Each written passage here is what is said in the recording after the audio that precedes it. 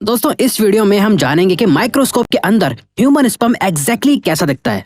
आखिर पेंसिल की tip, toothpaste, blood, नमक और हमारे बाल, ये सभी चीजें माइक्रोस्कोप के अंदर देखने में कैसी लगती हैं। तो वीडियो को देखना एंड तक।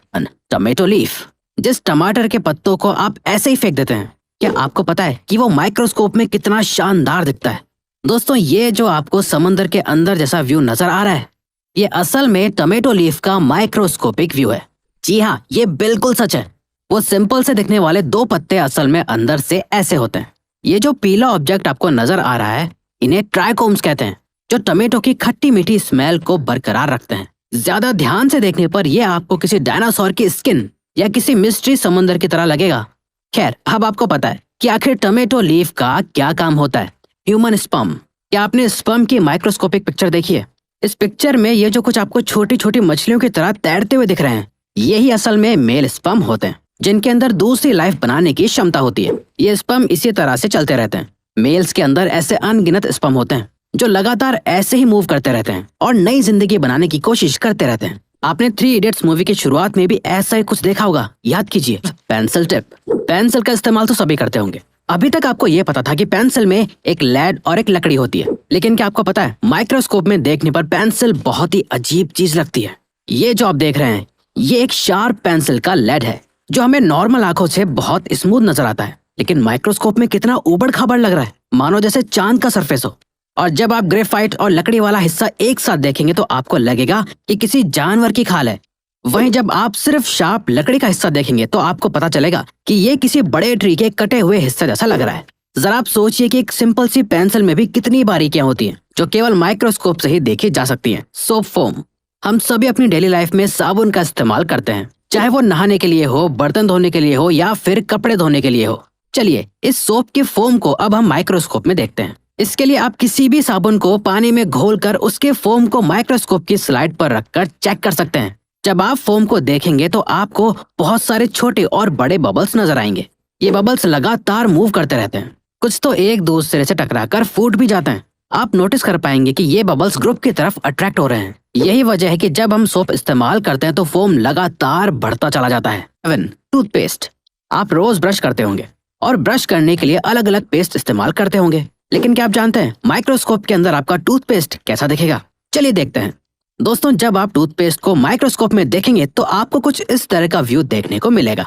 ये जो ब्लू ब्लू डॉट्स दिख रहे हैं, यही डॉट्स असल में टूथपेस्ट को उसका कलर देते हैं, और ये बड़े बड़े डॉट्स माइक्रो एयर बबल्स होते हैं। इसके अलावा जो आपको ये छोटे छोटे माइक्रो पार्टिकल्स दिख रहे हैं, यही माइक्रो पार्टिकल्स असल में दांतों की सफाई करते हैं। अब आपको समझ आ रहा होगा कि डेंटिस्ट आपको दिन में 2 बार ब्रश करने की सलाह क्यों देते हैं। आपका ब्रश और पेस्ट दोनों ही आपके दांतों को हेल्दी रखने में एक अहम रोल निभाते हैं। ब्लड ह्यूमन बॉडी का एक बहुत ही इंपॉर्टेंट हिस्सा होता है। चलिए अब ब्लड को भी माइक्रोस्कोप में देखते हैं। दोस्तों जब आप ब्लड को माइक्रोस्कोप में देखेंगे तो आपको कुछ इस तरह का नजारा देखने को मिलेगा। ये जो आपको छोटे छोटे डॉट्स दिख रहे हैं, यही रेड ब्लड सेल्स होते हैं। इनके अंदर न्यूक्लियस नहीं होता है, क्योंकि इनका प्रोडक्शन डायरेक्ट बोन मैरो से होता है। आपको इसमें कुछ व्हाइट ब्लड सेल्स भी देखने को मिलेंगे। इस तस्वीर में white blood cells dark purple colour से दिखाए गए हैं। व्हाइट ब्लड सेल्स रेड के मुकाबले में बड़े होते हैं और इनके अंदर न्यूक्लियस भी होता है। यही व्हाइट ब्लड सेल्स असल में बीमारियों से लड़ते हैं और ह्यूमन बॉडी को हेल्दी रखने में मदद करते हैं। सॉल्ट, वैसे तो नमक देखने में पाउडर की तरह होता है, लेकिन चलिए देखते हैं कि माइक्रोस्कोप में देखने पर नमक कैसा दिखेगा। सूखा हुआ नमक माइक्रोस्कोप में देखने पर पाउडर की तरह ही दिख रहा है, बस नमक के दाने आपको साफ नजर आ रहे हैं। बल्कि माइक्रोस्कोप में देखने पर आप इन्हें काउंट भी कर सकते हैं। आपको जानकर हैरानी होगी कि नमक में पानी मिलाकर जब उसे माइक्रोस्कोप में देखा गया तो पता चला कि नमक के क्रिस्टल्स चमकने लगे और जो पानी उसमें मिक्स किया गया था वो वेपराइज होने लगा और खुद भी नमक बन गया।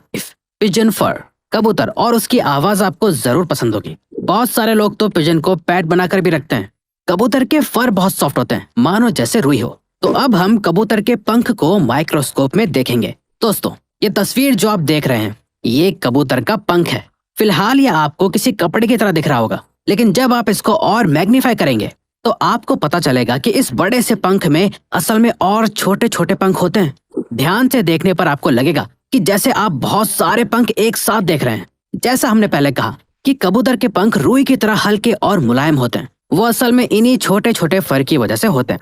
यही फर कबूतर को दिखने में फ्लफी और खूबसूरत बनाते हैं। ह्यूमन हेयर, क्या आप जानते हैं माइक्रोस्कोप में इंसान के बाल कैसे दिखते हैं? दोस्तों, इंसान के बालों का माइक्रोस्कोपिक व्यू आपके होश उड़ा देगा। ये जो तस्वीर आप देख रहे हैं, ये इंसान के बालों का माइक्रोस्कोपिक व्यू है। जब आप इसको और जूम करेंगे तो आपको कुछ इस तरह का नजारा मिलेगा। ये देखने में किसी पेड़ की जड़ों की तरह लग रहा है। और तो और, जब आप अलग अलग रेजोल्यूशन में इन बालों को देखेंगे तो ये आपको किसी मकड़ी की टांगों की तरह या किसी भी इंसेक्ट के लेग्स की तरह नजर आएंगे। इसके अलावा माइक्रोस्कोप में आपको ये पता लग जाएगा कि आखिर डैमेज्ड बाल कैसे दिखते हैं। जो बाल आपको ऊपर से बहुत अच्छे लगते हैं, वो भी असल में अंदर से बहुत डैमेज्ड होते हैं। तो दोस्तों, अब अगर आपको ये वीडियो अच्छी लगी और आप आगे भी ऐसी ही अमेजिंग वीडियोस देखना चाहते हैं तो प्लीज हमारे चैनल को सब्सक्राइब करके ऑल नोटिफिकेशन बेल को ऑन कर दो, ताकि हमारी फ्यूचर वीडियोस का नोटिफिकेशन सबसे पहले आपके पास आए। So till then keep learning, keep